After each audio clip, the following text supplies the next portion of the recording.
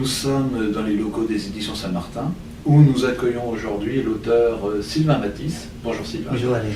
Et nous allons évoquer avec vous votre nouvel ouvrage, ONI, OVNI, enquête, méthode, réflexion, publié aux éditions Saint-Martin. Sylvain, un ONI, ça veut dire quoi? Qu'est-ce que c'est? Observations aquatiques non identifiées, Valérie. Dans ces observations aquatiques non identifiées, il y a des structures, ce qu'on considère comme des structures, objets aquatiques non identifiés. Alors justement, pourquoi avoir étudié les ONI? Passionné d'ufologie, j'ai commencé à faire des recherches en ufologie sur les ovnis. Et au fil de mes recherches, j'ai inclus systématiquement ce qui était rationnel, la science, la technologie, et je me suis rendu compte que sur les témoignages recueillis, le milieu marin était concerné, puisque nous avions des recueils de témoignages émanant de la marine marchande civile et des militaires. Alors justement, quelle est votre méthode? Alors ma méthode consiste, comme le font les enquêteurs privés en ufologie, de recueillir les témoignages, c'est la base, mais après il faut qu'on puisse avoir des éléments d'information, pour ne pas dire de contrôle, et c'est là que j'inclus les données scientifiques, donc que nous avons à disposition par les médias spécialisés, et aussi technologiques.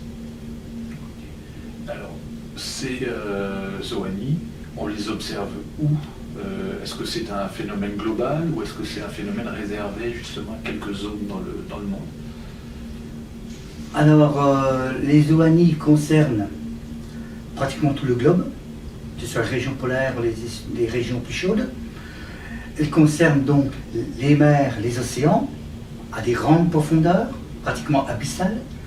D'autres qui concernent,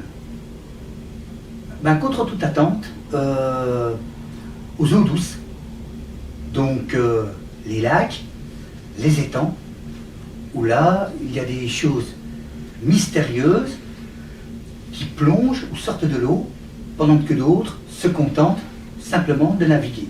Alors on peut avoir des lueurs, nous pouvons avoir des sons, les sons par exemple, les militaires, les oreilles d'or dans les sous-marins recensent des sons qui sont non identifiés. Ça fait partie des observations qui ne sont pas que visuelles mais aussi sonores. Sylvain, merci pour ces quelques précisions. Je rappelle le titre de votre ouvrage, ONI, OVNI, enquête, méthode et réflexion, publié aux éditions Saint-Martin, à la fois en format traditionnel, format livre, et en format e-book. Sylvain, je vous remercie. Merci Valérie.